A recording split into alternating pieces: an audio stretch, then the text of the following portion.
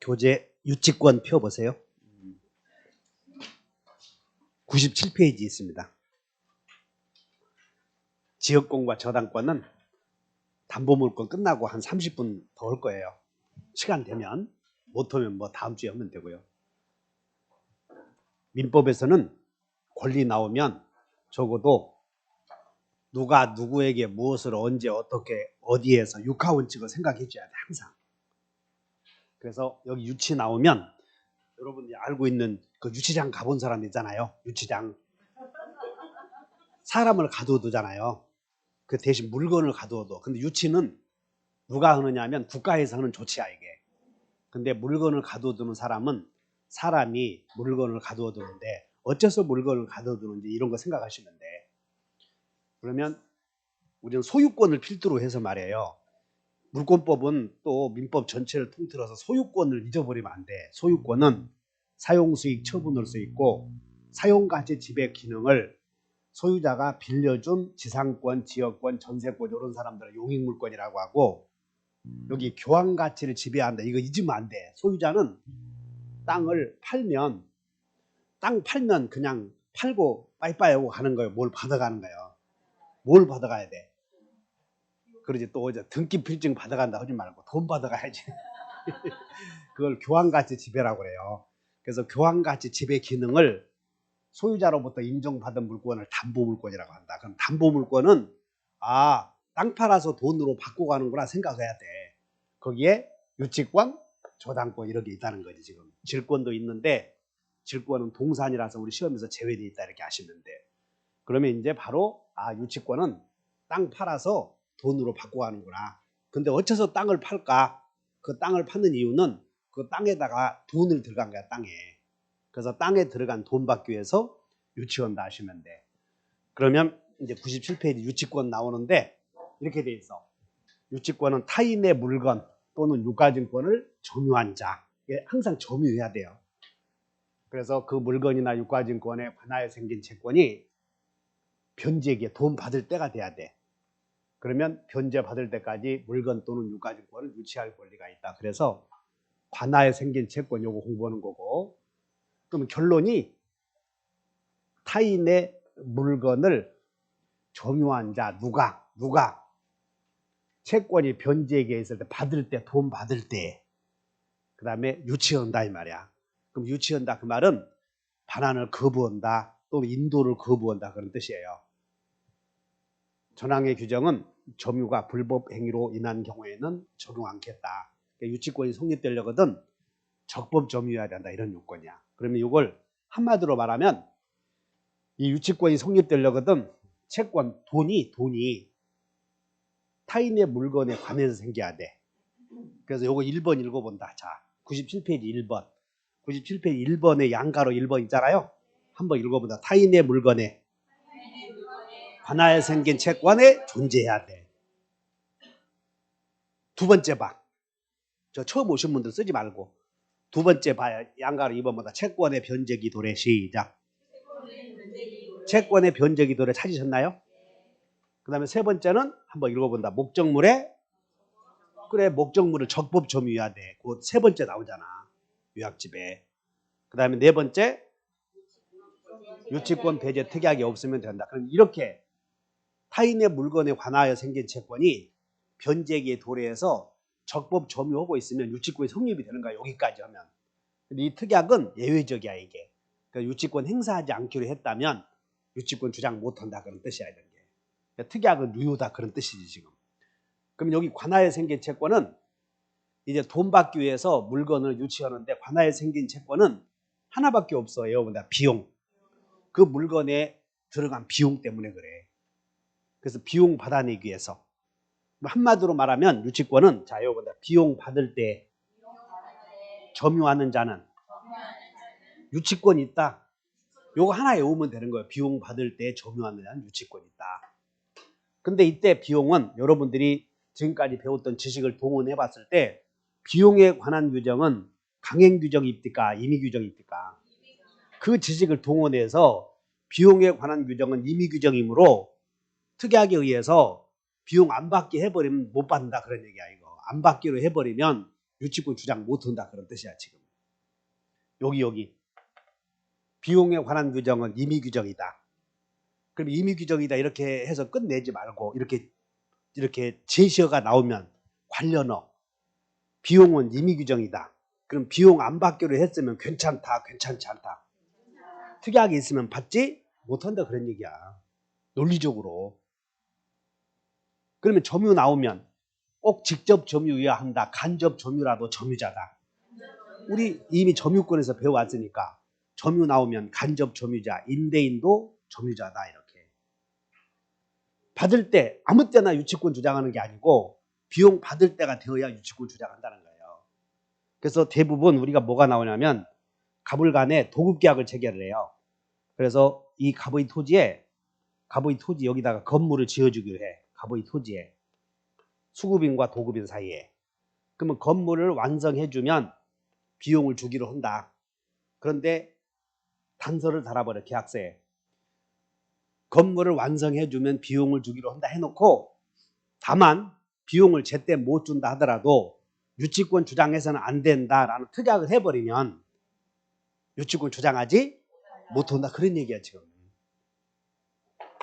그럼 일단 유치권이 성립이 되면 여러분들이 가장 기본적으로 이걸 가지고 지금 전개할 텐데 그럼 일단 유치권이 성립이 되면 유치권자는 그냥 점유만 하는 거야. 변제를 받을 때까지 봐라. 변제를 받을 때까지 점유만 해야 돼. 그러므로 배당에 참여해서 우선 변제 받을 수는 없어. 유치권자는 중간에 언제 점유했는지 알 수가 없으니 저당권자처럼 배당에 참여해서 순서대로 우선 변제 받을 수 없다 그 말이야 이게. 또 목적물이 멸실되면 다른 가치로 변용된 물상대유권, 이 물상대유권은 변용된 가치에 대한 우선 변제권인데 유치권은 우선 변제권 자체가 없으므로 물상대유권도 행사하지 못해. 또 유치권은 점유를 해야 되는데 점유를 상실하면 유치권 없어진다고 배웠죠? 그래서 유치권 자체에 기한 물권적 청구권 없다. 없는 게. 자, 이거 본다. 우물물 없다. 그 다음에 유치권의 행사는 유치권자가 유치권을 주장하면 법원은 패소 판결 내리지 않고 양 채무는 동시에 이행하라는 상환 판결을 한다. 이거 본다. 패소 없다. 그 다음에 유치권과 채권은 별개의 것이므로 유치권의 행사는 채권에 가는 세월을 막을 수 없다. 그래서 이것만 외워도 문제는 맞춰 여러분들이. 근데 이걸 기억 못하니까 문제를 틀리는 거고 아는 것도 아는 것이고 모르는 것도 모르는 것이 그러다 보니까 문제가 안 되는 거지. 자, 이건다. 비용 받을 때 점유하는 자는 우물물 없다. 패소 없고 막을 수 없다. 이렇게만 외워놔도 문제가 맞히는 거예요. 그러면 이걸 다시 여기서부터 공부하는데 도대체 관하에 생긴 채권이 무슨 채권이냐? 그러면 비용만 하나 알아도 되거든. 근데 이제 궁금한 거예요. 또 뭐 다른 거 있는가 하고. 그래서 법에서 이 얘기하는 걸 한번 살펴보는데 관하에 생긴 채권이란 타인의 물건에 관하에 생긴 채권이란 채권과 목적물 사이에 이제 타인의 물건부터 공부하는 거야. 타인의 물건에 관하에 생긴 채권이다. 그래서 여러분들 맨 위에 동그라미 1번에 자, 유치권의 객체는 채권자 소유여야 돼, 아니어야 돼. 거기다 밑줄 긋는 거 채권자 소유가 아니어야 된다.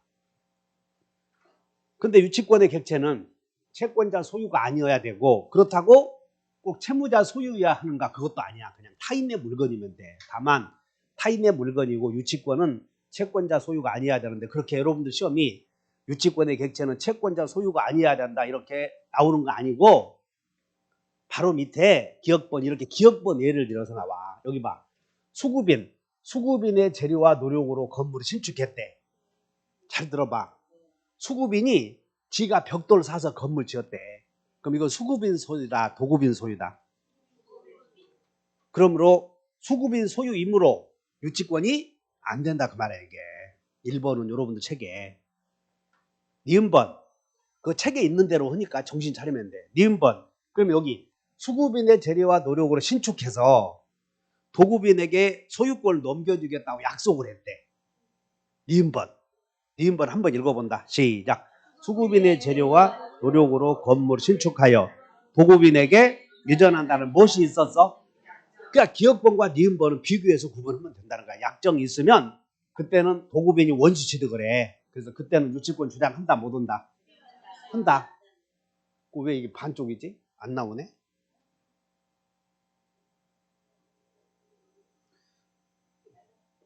이해해. 여기 이해하시라고.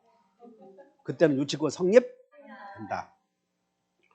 관하에 생긴 채권이란 이 관하에 생긴 채권을 판례에서는 뭐라고 그러냐면 채권과 목적물 사이에 다 같이 결령관계가 인정되어야 한다. 이런 말을 쓰니까 이게 이 결령관계는 긴밀한 관계를 말해. 긴밀한 관계. 그럼 다음 중 결령관계가 인정되는 것으로 골라라 나올 거 아니야. 결령관계가 인정되는 골라라. 그럼 뭘 골라야 돼? 하나. 비용. 결령관계가 인정되는 채권을 골라라. 그러면 이미 비용 하나밖에 없어. 근데 이렇게 표현을 한다고. 다시 한번 결령관계. 이게 무슨 뜻이라고요? 긴밀한 관계. 그래서 거기다가 관하에 생긴 채권이란 채권과 목적물 사이에 결령관계가 인정되어야 한다. 그래서 결령관계에다 몇 줄 것이고 궁금하면 결령관계는 긴밀한 관계.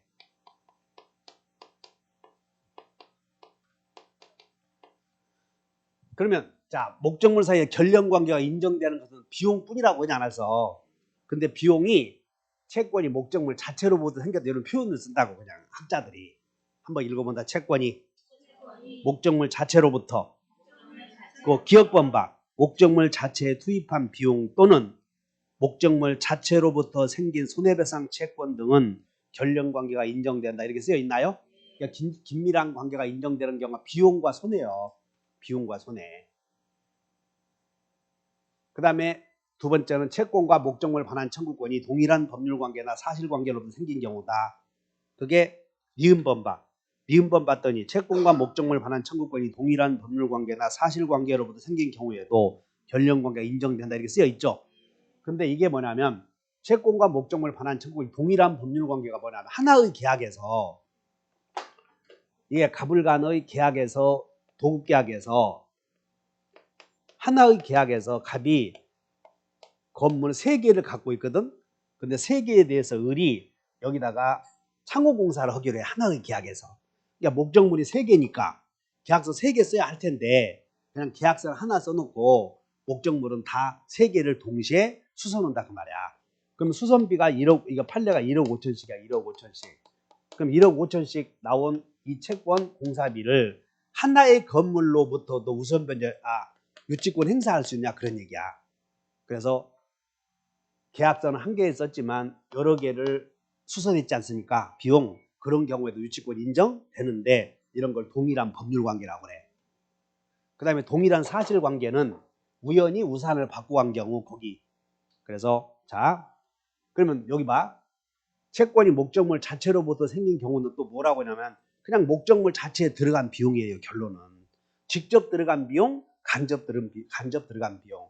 여러분들 그 물건을 보관하고 있을 때는 물건 보관료 있잖아요. 그 보관료는 그 물건에다 직접 들어갔어. 물건 때문에 간접적으로 들어갔어. 이런 것들이 다 유치권이다 그 말이야. 다 같이 보관료, 운송비 그런 것들이 다 간접 비용도 유치권이다 그 말이야. 또 필요비나 유익비는 목적물 자체에 직접 들어갔지. 그런 것들을 뭐라고 그러냐면 목적물 자체에 들어간 비용이다. 그러면 만약에 임대차에서 다음 중 유치권이 성립되는 것으로 골라라 그러면 임대차에서는 비용만 찾으면 돼. 근데 시방 비용을 이렇게 얘기한다니까. 비용을 갖고 관하에 생긴 채권이다. 결령관계가 인정 경우다. 목적물 자체로부터 생겼다. 이런 말들을 지금. 그 다음에 목적물 자체로부터 생긴 손해. 여러분들 강화 사람들 동물의 공격으로부터 입은 피해 있잖아요. 그것도 유치권이야.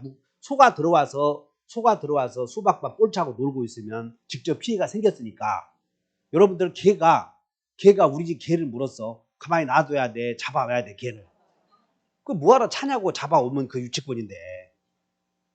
그리고 그거 피해 해주네 안 해주네. 그 개 갖고 와봐. 그러면 요즘에 개 때문에 우울증 걸려서 죽은 사람들 많아 지금. 우울증 생겼는데 동네 할아버지가 우리 아래층 바로 밑에 충청도 어디 사나 봐요. 충청도 사시는 분이야. 근데 이제 개 키우다가 개가 갔나 보지. 자기 아버지지 친정 아버지 우울증 약 드시고 계신데 그래서 내가 그럴만 하다 그랬지. 왜? 개가 더 낫거든 사람보다. 사람들은 맨 잔소리만 하는데 걔는 옆에서 쳐다보고 앉았는 거예요. 뭐 주인 뭘 바라보고 무슨 뜻인지 우리가 헤아려 줘야 돼. 그런 마음을.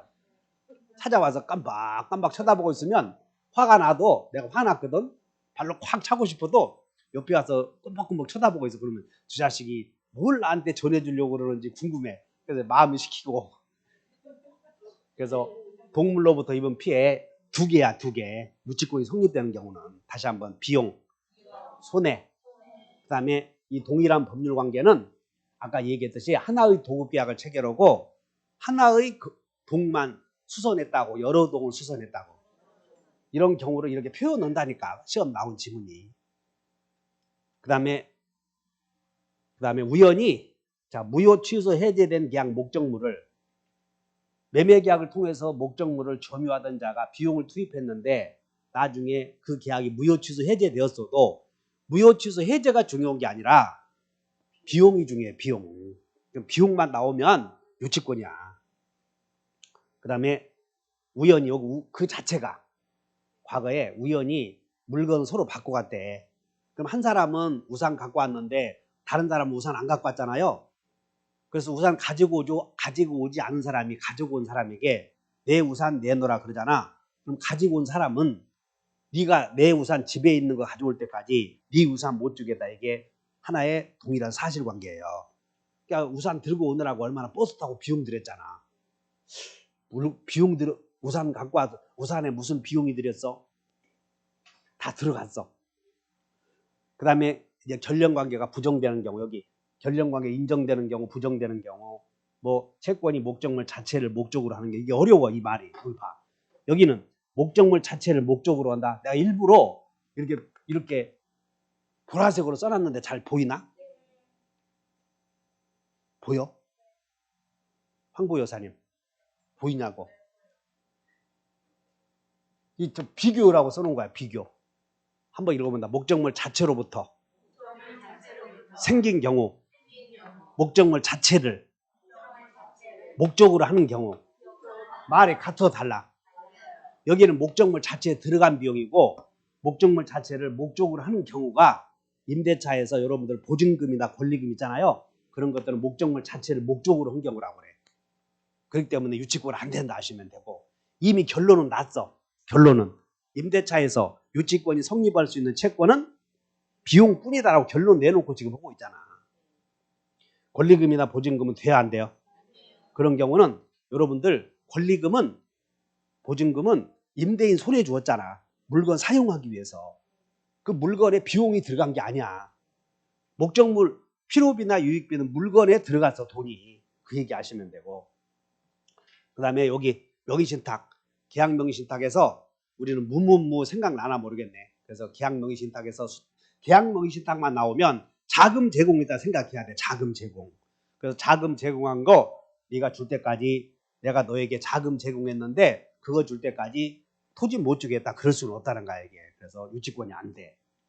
그 다음에 채권이 목적물 자체를 목적으로 하는 경우 이게 얘가 바로 아까 여기 채권이 목적물 자체를 목적으로 하는 경우 있었잖아요.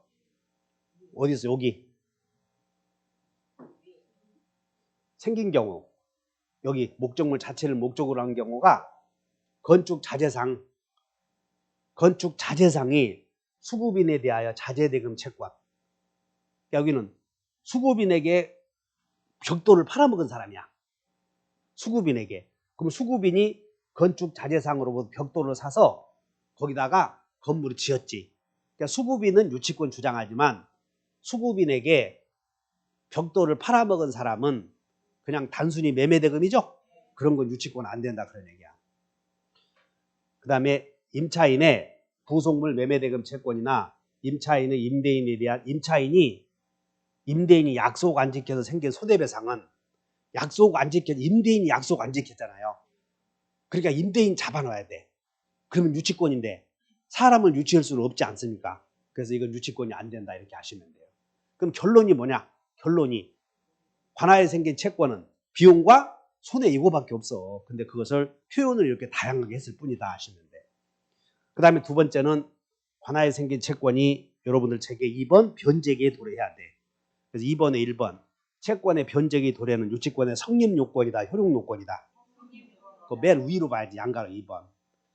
여기서 자 여기 봐. 도급계약에서 공사대금 자 갑을 간에 도급계약을 체결하고 수급인이 여기다가 건물을 지어주기로 해.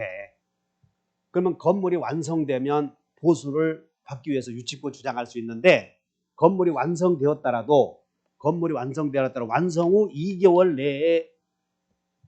내에 공사비를 주기로 했다면 2개월이 되어야 변적이 도리 아니야. 이때 유치권이 성립이 된다 그런 얘기야. 이런 것들을 잘 이해하셔야 돼. 비용 받을 때. 그 다음에 임차인의 비용은 여러분들 임대차에서 임차인의 비용은 필요비와 유익비 두 가지가 있는데 필요비는 즉시 돈 받을 때야. 즉시. 유익비는 언제? 임대차 종료 시에. 그러니까 유익비만 나오면 종료 시이고 그리고 유익비는 비용이 많이 들어간 것이거든. 그렇기 때문에 법원의 상환기간을 허여받으면 유치권이 소멸해버려. 이렇게 법원이 상환기간 허여해버리면. 필요비는 법원이 상환기간을 허여할 수 없어. 그 다음에 우리 유자 복자 점유자 회복자에 대한 관계에서는 어차피 점유자 회복자에 대한 관계에서는 계약을 체결한 적이 없다고 이렇게. 그렇기 때문에 점유자가 비용을 투입했을 때는 언제 내놓으라 했을지 몰라. 근데 소유자가 물건 내놓으라고 할 거 아니야? 그때 비용 상환 청구권의 변제기가 도래. 이거 엄청 중요한 거지 이거. 그래서 회복자가 목적물의 반환을 청구할 때 변제기가 도래. 이때 문제는 회복자가 소유자가 점유자의 등기, 야 점유자 네 등기는 무효니까 말소하라. 등기 말소만을 청구할 때 여기 시험 많이 나오지. 회복자가 점유자의 등기 말소, 무효 등기 말소만을 청구할 때는 점유자는 유치권의 항변을 내세워서 비용을 투입했으니 내가 유치권자다라고 주장해서 말소 등기 협력에 거부할 수는 없다. 이유는 아직 변제기에 도래하지 않았다는 거야. 유치권을 주장하려거든. 유치권의 항변은 변제기에 도래해야 돼. 근데 변제기는 언제 나면 목적물 반환 청구할 때 하는 거고 반환 청구할 때 유치권 주장하는 거지. 반환 청구하는 것이 아니라 등기 말소만을 청구할 때는 유치권 주장하지는 못한다. 한 5번 나와서 5번 이렇게. 그러니까 여러분들이 모의고사를 자꾸 풀어보다 보면 기출문제를 풀어보다 보면 틀리는 정답이 있을 텐데 그 틀리는 정답이 오늘 꼭 알아야 되는 거 아니야. 세월이 지나다 보면 자꾸 실력이 쌓이다 보니까 알고 하는 거니까. 그러므로 공부 잘하려거든 방법이 없어요. 여러분들 화장을 하나? 오늘 화장했어 안 했어? 당신. 그럼 입술 바르고 거울 봐 안 봐? 안 봐? 그럼 오늘 말고 예시장 간다고 하실 때 화장 좀 하시죠? 그럼 거울 봐 안 봐? 보시지? 여러분들이 공부를 했으면 그것을 화장한 것과 같이 내가 공부한 내용에 대해서 얼마나 했는지를 알아보는 척도가 거울 보는 것이야. 그런데 거울을 절대 안 보거든. 그 거울을 보는 것이 바로 그 기출문제 한번 보는 거라니까. 기출문제를 꼭 보고 내가 이것이 문제를 풀리는가 안 풀리는가 점검하는 거라고. 근데 기출문제 하나 사라고 그래도 야 책이 작년부터 이만큼 있다.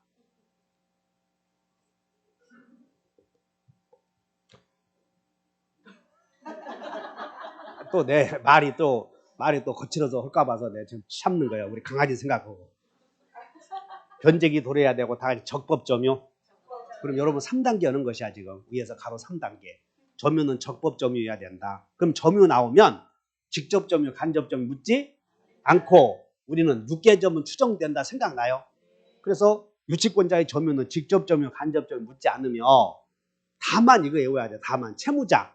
그래서 여기 여러분들 그 양가로 3번에 단 채무자를 직접점유자로 하여 채권자가 간접점유하는 경우는 유치권이 성립할 수 없다. 거기 나오잖아요. 거기다가 뭐라고 썼냐면 이봐. 채무자가 직접점유자인 경우 유치권이 성립하지 않는다 했는데 이게 왜 안 나오는지 모르겠네. 밤새 정리했는데. 그래서 외워버려. 무지기는 없다. 거기다 써놓아버려. 무지기는 유치권 성립하지 않는다. 이런.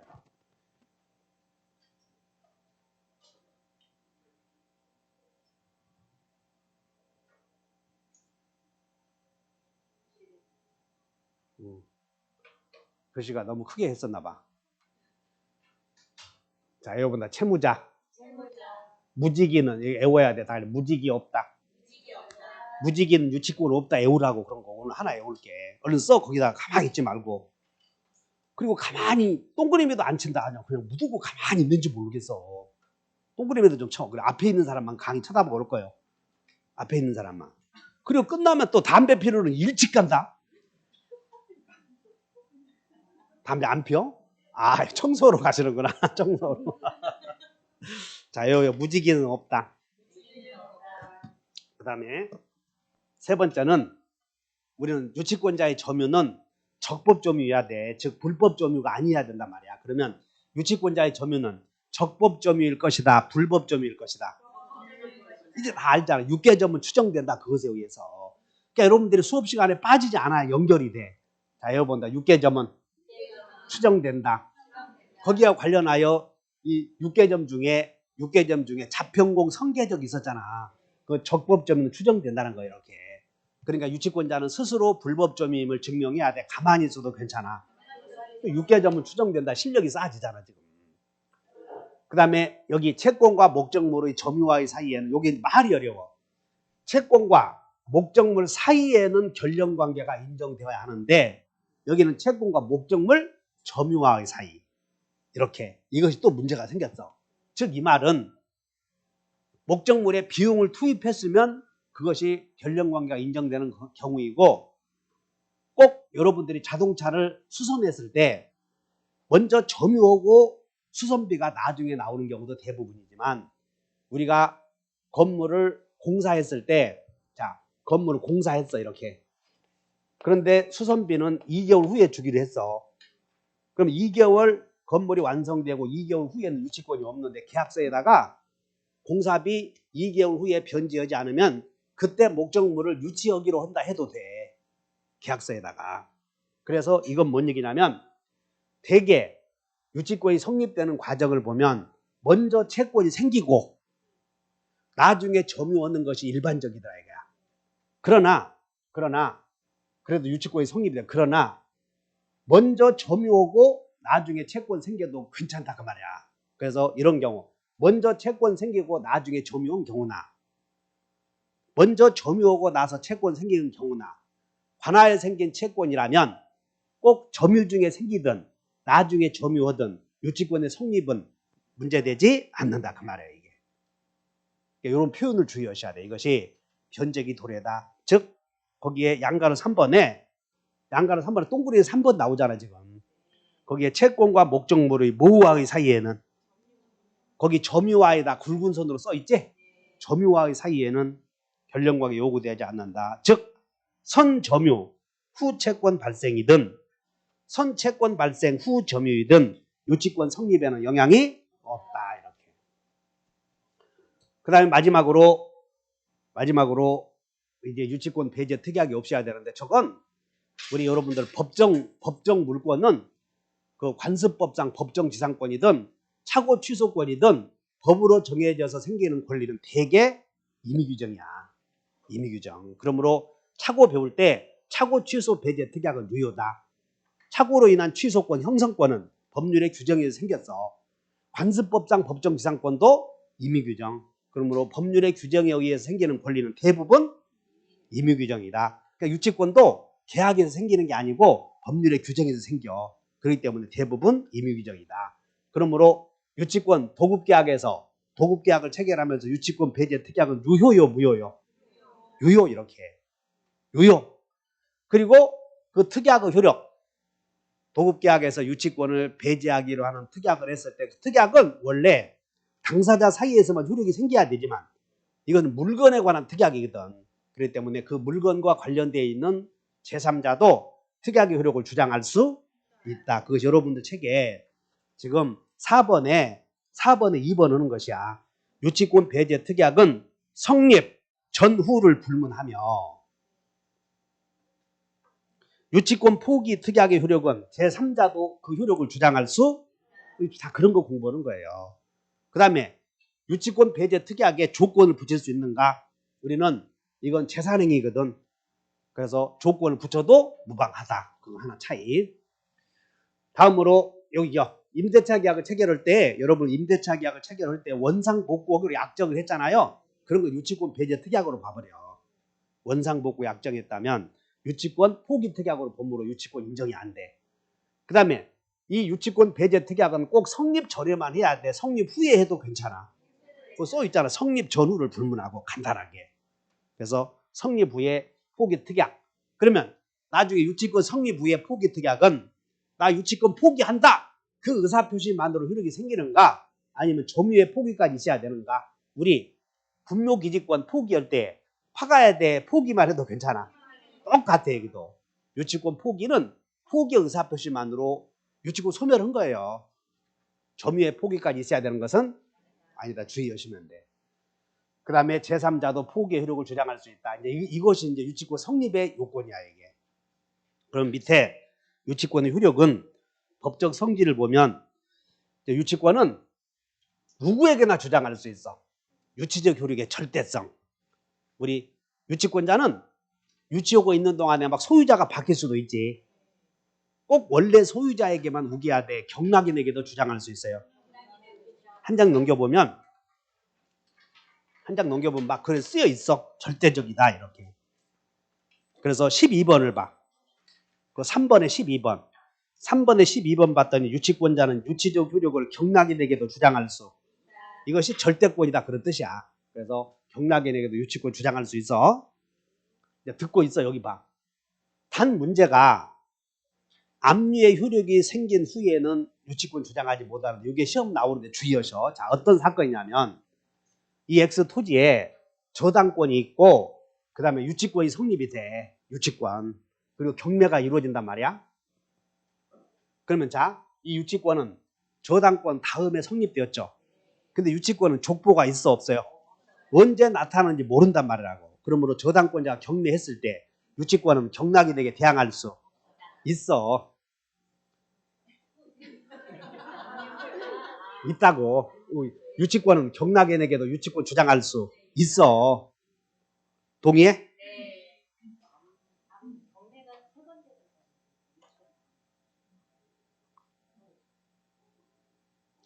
그런데 여러분들 교재는 안 나와 있는데 잘 들어 여기서. 그런데 여기 봐. 경매 등기가 되면 이걸 압류가 되었다 이런 말을 써. 저당권자가 경매 신청 오면 지금부터 경매 들어간다. 경매 개시 결정 등기를 해. 그러면 경매 등기를 하잖아요. 그럼 그때부터 처분권이 국가로 넘어가는 단계가 되어서 이때부터 압류가 되었다 이런 말을 쓴다고. 그러면 압류가 되고 나서 그럼 봐. 경매 등기가 되었을 때는 법원에서 경매 등기를 했다는 얘기는 이 건물을 산 사람에게 이미 공시를 했기 때문에 경매 등기 전에는 이런 것만 있었다가 공시한 것이야. 근데 경매 등기 후에 유치권이 나타날 수도 있지. 그러면 그 사람에게 경락인에게도 유치권 주장하게 하면 경매 못해 이거. 그래서 경매 등기 후에 유치권이 성립했을 때는 유치권은 대항하지 못한다. 이렇게 이해하셔야 돼. 머릿속에 기억하셔야 돼요. 자, 그래서 밑에다 메모 여셔봐. 거기에 유치권자는 그 12번 밑에다가 유치권자는 유치적 효력을 경락인에게 주장할 수 있는 것이야. 단 이렇게 써. 단. 여기다 메모. 빨리. 단 압류의 효력이 생긴 후 이렇게 압류의 효력이 생긴 후 유치권을 취득한 자는 경락인에게 대항할 수 없다. 이렇게. 몇 있어 밑에? 아 스피드 체커는 있어. 그냥 또 쓰라고 그냥. 이 그림 이해하셨죠? 그 다음에 자 요거 봐. 남의 물건을 남의 개를 유치하는 사람은 막 다루어야 돼. 성관주의 의무가 있어. 그래서 이거 과거에 다음 중 2년 전이다. 2년 전. 다음 중 성관주의 의무가 없는 자를 골라라 해서 나온 적이 있어. 그러니까 소유자는 성관주의 의무 없어. 남의 물건 아니니까. 그거 골랐어야 돼. 뭐 지상권자, 임차인, 유치권자 다 남의 물건을 점유하는 사람은 계약이든 법률의 규정이든 적법하게 남의 물건을 점유하는 사람은 성관주의 의무가 있다. 보통의 재산보다 더 주의해야 된다 그 말이야. 보통 사람보다. 그러면 유치권은 성관주의 의무가 있기 때문에 막 소를 유치하고 있을 때 사람들 안 볼 때 소 타고 술 받으러 가면 돼 안 돼? 성관주의 의무가 있으니까. 그래서 소유자나 채무자의 승낙 없이는 임대하거나 담보로 제공할 수 없어. 만약에 채무자의 승낙 없이 임대 또는 담보 제공 시에는 유치권이 곧 소멸하는가, 이게 또 문제가 생겨. 그래서 유치권은 곧 소멸하는 것이 아니라 채무자가 자네 유치권 소멸했다라는 소멸 청구 사유가 된다. 주의하셔야 돼. 그래서 여러분들 그 5번이다. 3번에 5번. 3번에 5번 봤더니 성관주의 의무 위반 시 밑줄 그으셔. 어디다 밑줄 그냐면 곧 소멸한다. 여기다 밑줄 그으셔. 여러분들이 머릿속에 잘 안 들어올 거거든. 그러면 언제 어디서든 나봐. 곧 소멸한다 이런 표현이 나오잖아. 그럼 그 질문은 다 틀렸어. 다 틀렸다고. 그래서 그것이 어디서 나오냐면 점유취득시에서도 물어본다고. 시효 완성 후 소유자가 제3자에게 등기를 해주면 시효 완성자의 소유자에 대한 등기 청구권은 곧 소멸한다 하면 마저 틀려. 뭘 기억해야 돼? 곧 소멸한다. 그것만 기억해.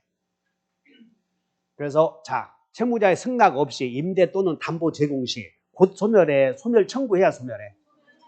주의하셔야 되고, 그 다음에 성관지 의무가 있으나 유치권자는 보존에 필요한 범위에서는 사용할 수 있어. 보존에 필요한 범위. 그러면 남의 물건을 보존에 필요한 범위 내에서 사용했다면 그냥 막 써야 되겠어? 사용료는 내야 되겠어? 여기 주의해야 돼. 채무자의 승낙 없이 보존, 여기 중요하다고. 보존에 필요한 사용은 할 수 있어. 여러분 2번이야. 2번. 승낙 없이 보존. 그러면 남의 물건을 썼다면 그냥 써야 돼? 부당이득 반환 의무 반환해야 돼요. 이거 주의하셔야 돼. 보존에 필요한 사용. 그 다음에 자, 소를 유치하고 갑의 수박밭에 을에 소가 볼 차고 놀고 있어. 소를 잡아라서 소. 근데 소를 잡아놨는데 소가 새끼가 나면 그걸 천연과실이라고 그래. 그러면 천연과실을 수치해서 경매. 그래서 그 경락대금에서는 예외적으로 우선 변제권이 있어. 유치권자는 점유를 하지. 소가 새끼 나면 발로 차야 돼, 팔아야 돼. 그래서 경매에서 그 경락대금에서 우선 변제 받을 수 있어. 그래서 유치권자는 우선 변제권이 없어. 배당에 참여 못해. 배당에. 근데 과실로부터는 있다. 예외적이다 하시면 되고. 그 다음에 유치권자는 지금 봐, 점이 오고 있는 동안에 생기는 문제요. 소를 유치하고 있을 때 소 밥 줘야 돼. 탈탈 굶겨야 돼. 그 상식이요. 그래서 소 밥 주었으면 또 밥값 내느라고 해야지. 그럼 밥값 안 주면 소 밥값 받을 때까지 다리만 붙잡고 있을 거야? 그래서 또 유치권 주장할 수 있어. 그래서 유치하고 있던 중 목적물에 비용을 투입했다면 그 비용을 또 받아내기 위해서 유치권 주장할 수 있어. 그래서 이중 유치권이 성립이 된다. 주의하시고. 그 다음에 유치권자는 점이 오고 있으므로 그 소를 누군가 도둑놈들이 소 끌고 가면 쫓아가야 돼. 쫓아가지 말아야 돼. 그래서 전물청 행사해야지. 그래서 점유물이 침탈당하면 유치물이 침탈당한 경우 점유권에 대한 전반청은 행사할 수 있으나 도망가 버려서 나중에 소 도둑놈이 점유의 지배 상태를 벗어났다면 이때는 전반청은 못해. 전반청은 행사할 수 있고 유치권은 없어져 버렸어. 그래서 점유물이 침탈당한 경우 유치권에 대한 반환 청구권을 행사할 수 제일 많이 나오잖아. 그래서 여기에 유치권에 대한 반환 청구권을 행사한다 못한다? 못한다. 그래서 여러분들 거기 다 책에 있으니까 찾아보시고 우리는 이미 물권법에서 다음 중 본권에 대한 물청이 없는 자를 골라라고 하나 있었지 않았어. 본권에 대한 물청이 없는 사람은 누구였어? 여기 유치권 또 나오잖아. 그래서 유치권에 대한 반환 청구권은 행사할 수 없다. 그 다음에 유치권의 행사는 유치권의 행사와 채권의 행사는 별개의 것이거든. 그러므로 유치권의 행사는 채권에 가는 세월을 막을 수 졸지 마라. 유치권의 행사는 채권의 소멸시효가 진행되는 것에 영향을 주지. 그러니까 이렇게 하셔. 유치권과 채권은 별개의 것이에요. 비용 받는 것과 유치하는 것은 별개의 권리라고. 그 다음에 소송상 효력. 원고의 청구에 대하여 피고가 유치권을 주장하면 패소 판결을 한다고. 패소는 없다고. 패소 판결은 하지 않고 상환 이행 판결을 한다. 이게 유치하고 있는 동안에 생기는 효력이야. 유치 중의 효력. 그 다음에 유치권은 이제 담보물권으로서 효력으로 유치권의 담보물권의 공통적인 특징이 담보물권은 채권에 의존하는 종된 권리이고 채권이 팔리면 같이 팔려. 그 다음에 불가분성. 채권과 담보물권은 운명을 같이 한다. 불가분성. 그 다음에 물상대위성. 담보물권의 본질이 교환가치를 지배하므로 목적물이 다른 가치로 변형되면 변형된 가치에 대해서 우선 변제권 행사할 수 있는 성질을 물상대위성이라고 하는데 유치권은 배당에 참여 못한다고 그랬지? 우선 변제권이 없기 때문에 물상대위성도 없어 이렇게. 채권이 소멸하면 유치권도 소멸해. 부동성. 유치권 팔아먹을 수 있나요? 있지. 채권과 함께. 채권이 팔리면 따라간다. 수반성. 불가분성. 채권 돈 다 받을 때까지 비용 다 받을 때까지 걔 꼬리만 잡고 있어야 돼. 전부 유치해야 돼. 불가분성. 근데 유치권의 불가분성 여기서 중요한 게 목적물이 여러 개이거나 분할 가능한 경우에도 적용되는데 여기서 갑이 뭐라고 상호공사를 했어. 상호공사 3개. 그러면 이 수급비는 상호공사 여기도 1억, 여기도 1억, 여기도 1억, 공사비 3억 받을 때까지 3개 다 유치해야 돼. 하나만 유치해도 괜찮겠어. 이것이 불가분성의 적용이다. 그러면 공사비 3개에서 나오는 공사비용 전체 3억을 하나만 유치해도 거기에서 공사비 다 받을 수 있을 때, 자, 우리 시험에 202로 그대로 적용하면 202호 사건이야. 갑 소유의 건물 202호에 대한 창호공사를 해주었다. 그래서 201호를 유치하고 있다. 유치권은, 자, 이제 물어보는 게 유치권은 1개요, 2개요? 응? 2개라고 하면 안 돼. 2개에서 나온 공사비를 1개만 점유하고 있으므로 유치권은 1개이다. 그러니까 채권은 여러 개라도 하나에서 공사비를 받아내기 위해서 1개만 유치해도 된다. 그것을 유치권의 불가분성이다. 그래요. 그 다음에 불가분성. 목적물이 유치권의 불가분성은 목적물이 분할 가능하거나 수개의 목적물인 경우에도 적용. 앞으로 넘겨. 지금 어디 오고 있냐면 97쪽. 여러분들 97쪽에 맨 밑에 양가를 2번 봤더니 유치권의 불가분성은 목적물이 분할 가능하거나 수개의 경우에도 적용되고, 그 다음에 두 번째 유치물은 각 부분으로부터 채권 일부를 받아 전부를 받아. 그래서 창호공사 사건에서 201호 각 부분에서 채권 전부를 변제받는다. 이렇게 기억해야 돼. 거기다 불가분성 오른쪽에다가 201호, 202호 창호공사 사건 이렇게 쓰는 거예요. 자, 유치권은 우선 변제권이 없기 때문에 목적물이 다른 가치로 변형된 경우 물상대위권도 없다. 그 다음에 유치권은 우선 변제권이 있어요, 없어요? 배당에 참여하지 못해. 그냥 경락인에게 채무자가 돈 줄 때까지 못 주겠다. 우선 변제권 대항만 하는 거예요.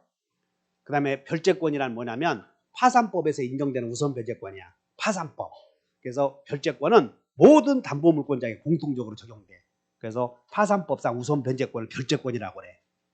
민사재편법상 우선 변제권 이렇게 말한다. 그러니까 여러분들은 그 이게 뭔 얘기냐면 을이 여기서 유치하고 있는데 이게 파산 선고를 당하잖아요. 그럼 파산관제인은 이 건물을 관리하는 파산관제인은 을에게 가장 먼저 돈을 변제해 준다 그 말이야. 이거 별도로 우선 변제 받는 것을 별제권이라고 그래. 이해하셨어요? 그게 어디 있느냐면 10번이야. 98페이지 10번. 채무자가 파산하면 유치권자는 무슨 권 갖는다? 별제권이 있다. 그 다음에 여기 유치권자도 경매 신청할 수는 있어. 근데 유치권자 경매 신청하더라도 유치권자 경매 신청하면 주의해. 유치권은 죽겠어 살겠어. 자기가 경매 신청해 놓고 계속 유치한다면 말이 안 돼. 그래서 유치권자 경매 신청하면 경매 결과 유치권을 소멸하면서 경락인에게 변제를 청구할 수는 없어. 경락인은 채무자가 아니기 때문에. 즉 일반 채권자로 담는다 이게. 따라서 유치권자가 일반 채권자로서 일반 채권자로서 변제 받을 수 있는지는 제가 판단해서 해야 돼. 괜히 경매했다가 유치권 소멸하니까. 그래서 다른 사람이 경매했을 때는 경락인에게 대항할 수 있지만 유치권자 스스로 경매했을 때는 대항하지 못한다. 자, 유치권자가 채권 회수하려고 스스로 경매 신청했어. 채권 회수하려고. 유치권 산다 죽는다. 유치권자는 일반 채권자로서 변제받는 것이고 우선 변제권은 없다. 그럼 이제 소멸을 하게 돼 있어. 경락인에게 변제 청구하지는 못해. 그 다음에 유치권자는 제3자가 경매했을 때는 배당에 참여해 못해? 못해. 그냥 경락인에게 계약만 하는 거지. 경락인에게 돈 갚으라 마라 할 수는 없다. 이거 주의하시고. 그 다음에 우선 변제권도 없어. 그 다음에 간이 변제 충당권이란 유치권자는 꼭 소를 갖고 소를 정읍 법원에까지 끌고 와서 경매해야 되는 게 아니고 감정인의 평가에 의해서 법원에다가 제기해. 법원아, 내가 요걸로 채무 이행에 채권 변제 충당하면 어떻겠느냐? 그걸 간이 변제 충당권이라고 해. 그래서 감정인의 평가에 의해서 법원에다 청구해서 법원의 결정에 따라 목적물을 가지고 변제 충당할 수 있다. 이게 간이 변제 충당권이야. 그 다음에 마지막으로 유치권자는 유치물의 과실을 수치해서 우선 변제권이 있다고 그랬지? 그건 예외적인 것이다. 이렇게. 그것이 유치권의 채권 회수 방법이고, 마지막으로 유치권 소멸. 제일 중요한 것은 유치권은 목적물의 점유를 상실하면 유치권 없어져 버려. 제일 중요한 게. 그렇기 때문에 점유 상실하면 유치권 없어지니까 점유권에 기한 목적물 반환 청구 인정되지 있지만 유치권에 기한 물청은 없다. 전물청은 있고 유물청은 없다. 이런. 점유 상실하면. 따라서 유치권자로부터 점유를 승계한 사람은 유치권자가 점유를 이전해 주는 순간 유치권은 없어졌으니까 유치권자로부터 점유를 승계한 사람은 유치권자를 대위하여 유치권 주장할 수 있다. 그러면 틀렸다 하면 돼요. 아주 중요한 내용이니까 주의하셔야 돼. 그 다음에 여기 지금 도급계약에서 수급인이 유치권을 주장하고 있어. 수급인이. 근데 이 수급인이 유치권 주장하고 있기 때문에 공작물을 사용을 못한단 말이야. 도급인이 이렇게 얘기했어요. 유치권자야 왜? 내가 이 건물에다가 너에게 저당권 설정해 줄 테니 유치권 풀어줄래? 그랬더니 유치권자가 좋다 할 수 있다고. 그래서 채무자는 다른 담보를 제공하고 유치권 소멸을 청구할 수 있어. 채무자는 상당한 담보를 제공하고 유치권 소멸을 청구할 수 있고. 그 다음에 유치권자는 선관지 의무가 있다고 그랬나요? 선관지 의무를 위반하여 소를 타고 다니게 들키면 곧 소멸해. 소멸 청구하면 소멸해. 그래서 선관지 의무 위반 시 채무자는 유치권 소멸을 청구할 수 있고, 유치권은 종된 권리라고 그랬죠. 채권 없어지면 없어지는 거예요. 그래서 채권이 소멸하면 유치권도 소멸하고, 그 다음에 유치권은 모든 물권의 공통적인 소멸 사유 중에 하나가 목적물 멸실하면 다 가는 거예요. 그래서 목적물이 멸실하면 유치권 소멸하는데, 저당권은 목적물이 멸실했을 때 변형된 가치가 있으면 거기에서 물상대위성이 인정이 되지만 유치권은 우선 변제권이 없기 때문에 물건의 변형된 가치에 대해서도 물상대위권 없다. 유치권자는 경매 청구할 수 있었지. 그러면 경매 청구하면 유치권 산다 간다. 일반 채권자로 남는다 이 말이야. 소멸해 소멸. 그다음에 혼동. 아셨나요? 유치권자가 소유권 취득하면 두 개의 권리가 소유권과 소유권을 목적으로 하는 다른 제한물권이 한 사람에게 귀속이 되면 제한물권을 소멸한다. 혼동도 유치권에 의해서 소멸한다. 유치권자가 유치물의 소유권을 취득하면 유치권 소멸하지? 이 유치권 소멸 사유예요.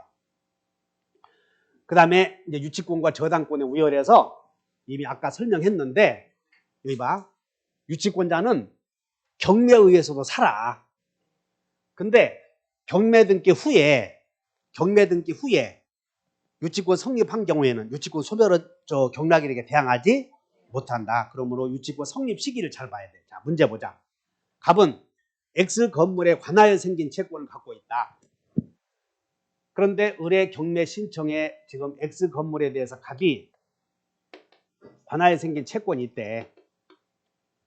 그런데 의뢰 경매 신청에 따라 X 건물의 경매 등기 압류의 효력이 생겼고, 그 다음에 병이 이 건물에서 X 건물의 소유국 경락인이 되었다. 이렇게 돼. 다음 중 유치권자 갑이 관하에 생긴 채권 갑이 이제 유치권자가 언제 생기냐? 유치권자가 관하에 생긴 채권을 갖고 있을 뿐이지 언제 점유했냐 이런 말이 없어 지금. 그래서 지금 유치권자가 언제 유치권이 성립된지 지금 몰라? 관하에 생긴 채권만 있는 거지. 경매 등기는 되었고. 그러면 경매 등기 후에 유치권 성립했으면 경락에게 대항하지 못하고 앞에 성립했으면 되겠지 이렇게. 지금 그걸 묻는 것이야. 자, X 건물에 압류의 효력이 생긴 후에 갑이 압류에 생긴 효력이 생긴 후에 갑이 점유했대. 점유. 그러면 경락에게 대항할 수 없지. 점유를 요때 했으므로 채권이 먼저 생기고 나중에 점유해도 그때 유치권 성립된다고 그랬나? 먼저 채권 생기고 나중에 점유해도 유치권. 점유하다가 채권 생겨도 채권이 변제기 도래해야 유치권. 그래서 여기는 대항하지 못한다. 2번. X 건물에 압류의 효력이 생긴 후에 채권의 변제기 도래했대. 그러면 압류가 생긴 후에 변제기 도래했잖아요. 그러면 유치권 대항하지 못한다. 맞아? 그러니까 지금 변제기도 묻고 점유 시기도 묻고 유치권의 성립 시기를 묻는 것이야 지금. 셋째, X 건물에 이 압류의 효력이 생기기 전에 갑이 유치권 취득했다 나와버리잖아 지금. 취득했지만 의뢰 저당권이 갑의 유치권보다 저당권이 먼저 있었대. 저당권이 먼저 있었어. 경락에게 대항할 수. 압류 전에만 있어. 그것만 봐. 유치권이 경락에게 대항할 수 있느냐 여부는 앞에 저당권 있는 거 보면 안 돼. 경매 등기가 되었냐 그것만 보라고. 저당권과 상관없다. 압류 등기 전이었지. 성립할 수 있다. 대항할 수 있네 이렇게. 여기 보란 게 여기. 저당권 있었어도 압류 등기 전에만 있었으면 살잖아. 근데 앞에 저당권 있어서 압류 등기 후에 유치권 성립되면 경락에게 대항하지. 두 개 그림을 그리고 있어. 네 번째, X 건물에 압류의 효력이 생기기 전에 유치권 취득했다고 나오잖아 지금. 근데 의뢰 가압류 등기가 유치권 앞에 있었대. 경매 등기 전에 있었지? 가압류 등기 후에 아니야. 대항할 수 있어 없어요? 이렇게 쉽게 내는 거 이렇게 시험에 쉽게 내는데 떨어지고 오면 말이 되겠어? 떨어질래야 떨어질 수가 없지. 정답이 몇 번? 이건 뭘 물어봤어? 유치권의 성립 시기를 물었던 것이야. 그냥 머릿속에 잘 기억하셔야 돼. 그리고 그거에 대해서 공부가 안 되시는 분은 빨리 한번 읽어보셔. 빨리. 그리고 공부가 안 되시는 분은 제일 복습을 빨리 하는 방법이 집에 가서 밤에 잊어먹기 전에 한번 보는 거예요. 그래서 정리를 하셔야 돼. 자, 갑의 X 물건에 대한 유치권의 성립에 영향을 미치지 않는 거. 지금 X 물건에 대해서 갑의 유치권이 성립이 되느냐 안 되느냐 관계없는 거. X가 유치권자의 소유인지 아닌지는 영향을 줘 안 줘? 유치권의 목적물은 타인의 물건은 채권자 소유여야 돼 아니어야 돼? 타인의 물건이야지. 그러니까 채권자 소유 아니어야지. 그러니까 영향을 주잖아 지금. 2번. X에 관하여 생긴 채권의 변제기가 도래했는지 여부는 성립에 영향을 주지. 주어. X에 대한 갑의 점유가 채무자를 직접 점유로 하지 않는 한 그랬네. 무지기는 없다고 그래서 않는 한 그 점유가 간접 점유인지 직접 점유인지 여부는 영향을 주지 않는다. 3번이 정답. 4번. X에 대한 갑의 점유가 불법행위인지 여부는 영향을 준다. 적법 점유해야 한다. X에 관하여 생긴 채권에 대한 유치권을 배제하기로 하는 채무자와의 약정이 있었는지 여부는 영향을 준다. 배제 특약이 있으면 유치권 성립하지 않는다. 이해하셨어요? 박수 쳐요. 또 우울한 표정 짓지 마시고 집에 가서 한번 빨리 보셔. 쉬었다가 저당권 갑니다.